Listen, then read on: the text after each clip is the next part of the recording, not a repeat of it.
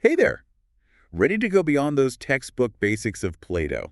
Always up for a challenge. We're talking the good stuff, the stuff that makes him human, and those ideas, well, unforgettable. Yeah, I hear you. Like, everyone knows something about Plato, right? Exactly. But did you know, and this blew my mind, his real name wasn't even Plato? It's wild how these figures from history, they can seem so familiar, but there's always more to the story, isn't there? Okay, so let's start with the name thing, right? If it wasn't Plato, what was it? And how do you end up with a nickname that basically means broad? All right, so his birth name was Aristocles, Aristocles. which, translates to best reputation. Best reputation. Okay, so quite a contrast. Yeah, right. I mean, from best reputation to just broad. But, Plato seems to have stuck, maybe because of his physique, maybe broad shoulders, a wide forehead. Depends who you ask. Kind of wonder if his parents ever used his full name, when they were having those deep philosophical debates. But, nickname or not, he did come from a pretty prominent Athenian family, right? Oh, absolutely, yeah. Born in Athens, well, maybe Aegina. Yeah. It was between 428 and 423 BC. And his family. Totally aristocratic.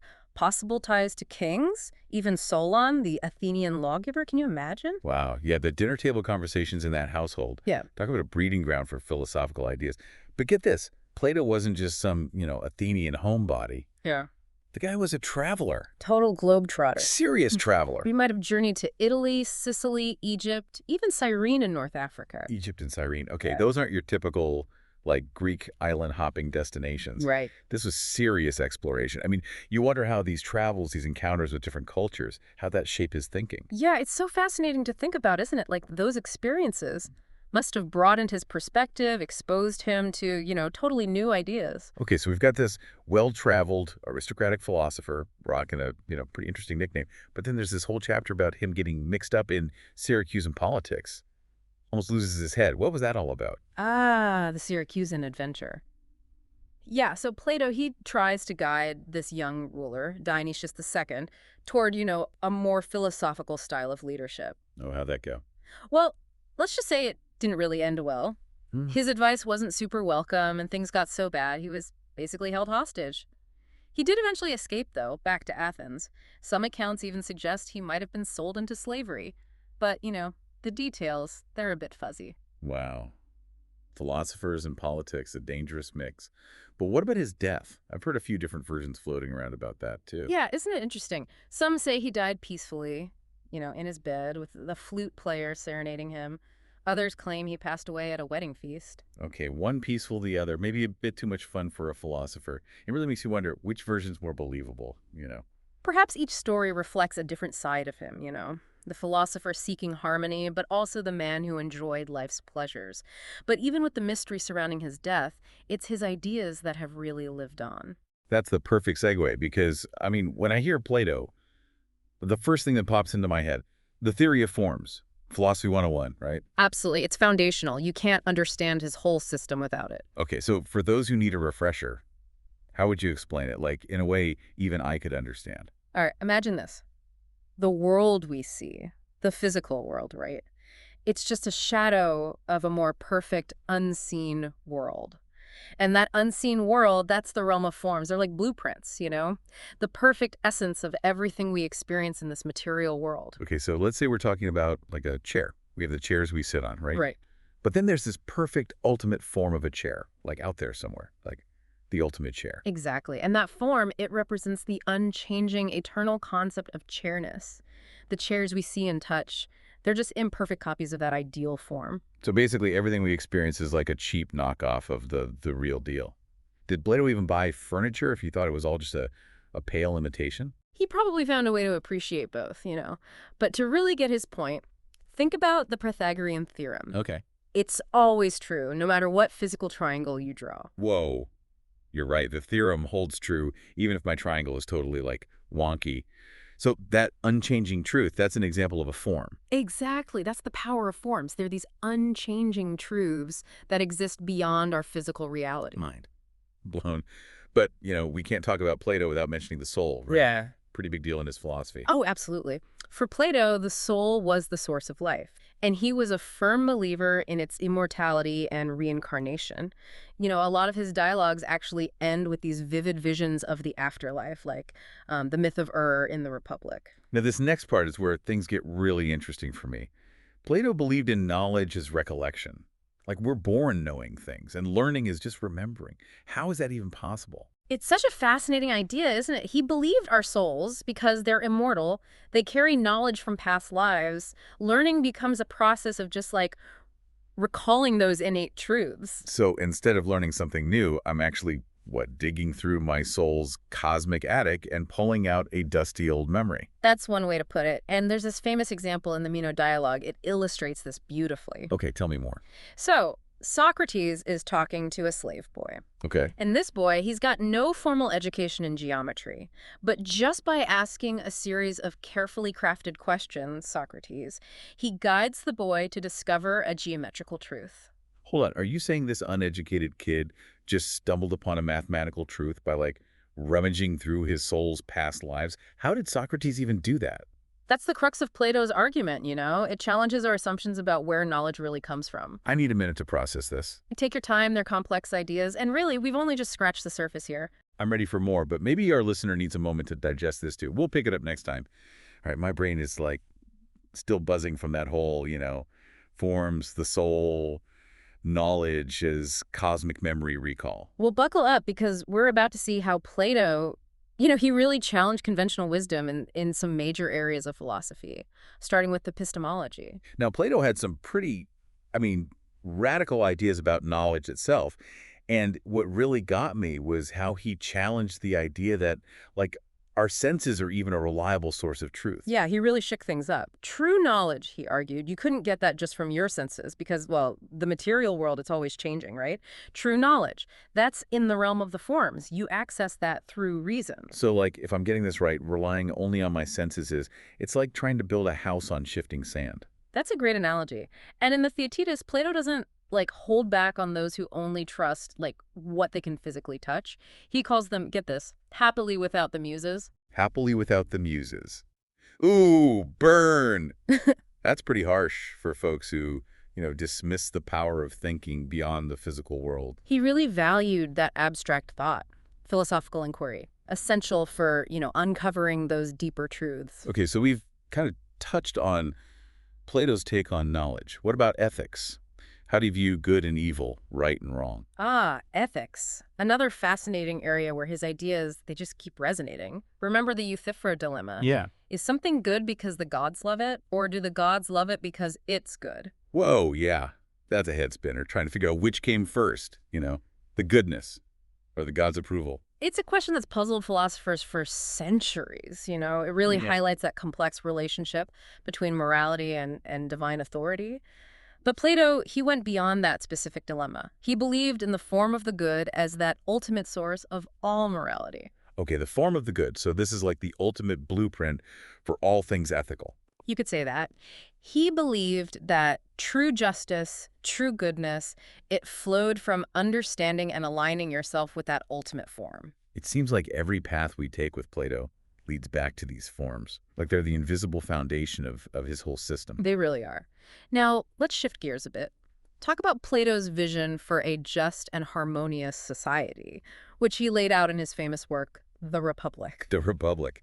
Every time I hear that title, I just picture a bunch of philosophers in togas, sipping wine, debating the perfect society. Lots of passionate discussion in that dialogue, that's for sure. But at its heart, the Republic is laying out his ideal society, one governed by reason, by wisdom. So how would this ideal society actually, function? Well, he believed in a tripartite class structure, based on the three parts of the soul: reason, spirit, appetite. Okay. Each class had its, specific role, responsibilities. Okay, break it down for me. Who are these three classes and how do they all fit together? So you have the producers, Producers. those who provide for, the material needs of society. Farmers, artisans, merchants, they represent that appetite part of the soul. Then you have the guardians, Okay. the protectors of the city-state, embodying the spirited part of the soul. Guardians. Those sound like my kind of people, Yeah. always ready to defend their city. What about the third class? At the top, you have the philosopher kings, Ooh, philosopher kings. representing reason. Okay. These are the wise and just rulers, the ones with the knowledge, with the understanding to guide society toward the good. Philosopher kings. So these are folks who've, spent their lives contemplating the forms and are now ready to rule, like based on that ultimate wisdom. Exactly. They're the embodiment of reason and justice, the ideal leaders. Uh-huh. Now, Plato also had some, interesting, maybe even unsettling views on how societies decline. Oh, He argued that if reason, it loses its hold, societies could descend from this well-ordered aristocracy into chaotic tyranny. okay, this is sounding a bit ominous. Tell me more about this societal downfall. So Plato believed the decline, it begins when the balance between those three classes, it's disrupted. First, aristocracy gives way to timocracy, Democracy. where honor, military glory, those become the driving forces. Kind of like a society ruled by warriors. Yeah. Where does it go from there? From timocracy, it descends into oligarchy, Oligarchy. ruled by, a wealthy few who, prioritize their own interests above the common good. And then from oligarchy. It falls further into democracy. Democracy. Now, this might sound a bit strange, but Plato saw democracy as, inherently unstable. He argued that the pursuit of individual freedom without the guidance of reason leads to chaos and ultimately. Tyranny. Yeah. That's a pretty stark warning. It is, isn't it? He saw tyranny as that ultimate failure of a society. Yeah. A state where one individual seizes power and rules through, force and manipulation. It's a chilling progression to think about, from reasoned rule to chaos, oppression.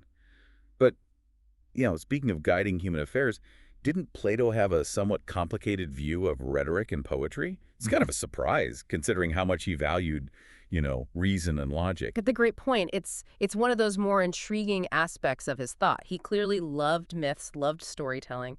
Think about the allegory of the cave. Yeah. Or the story of Atlantis. Right. Powerful narratives that, convey complex philosophical ideas. Wait, so you're saying Plato, the champion of reason, was a fan of these fantastical tales? He definitely recognized their power. Myths can engage people's imaginations, spark their curiosity in a way that, well, sometimes pure logic just can't. That makes sense. But didn't Socrates, he's obviously speaking for Plato in the dialogues, but didn't he criticize poetry as being, irrational, potentially even harmful? He did, especially in the Republic. Socrates argued that poetry, by appealing to our emotions, could distract us from reason, from truth. So on the one hand, you've got Plato embracing the power of myths and storytelling, but then on the other, he seems to be condemning poetry as this, threat to reason. It does seem a bit contradictory, doesn't it? It does, and it's a tension that scholars have debated for, centuries. Some believe it reflects a genuine conflict in his thinking, while others, they argue it's a form of, playful irony.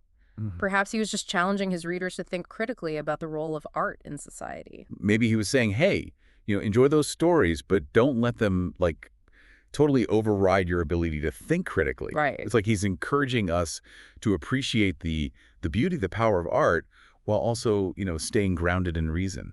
That's a great way to put it. It's about that balance between the emotional and the rational, the imaginative and the analytical. It's amazing how his ideas, even the ones that seem, contradictory, they still resonate with us today. It's the mark of a truly great thinker. His insights into the human condition, our search for knowledge, the struggle to create a just society, it just continues to challenge and inspire. Well, I'm feeling both challenged and inspired right now.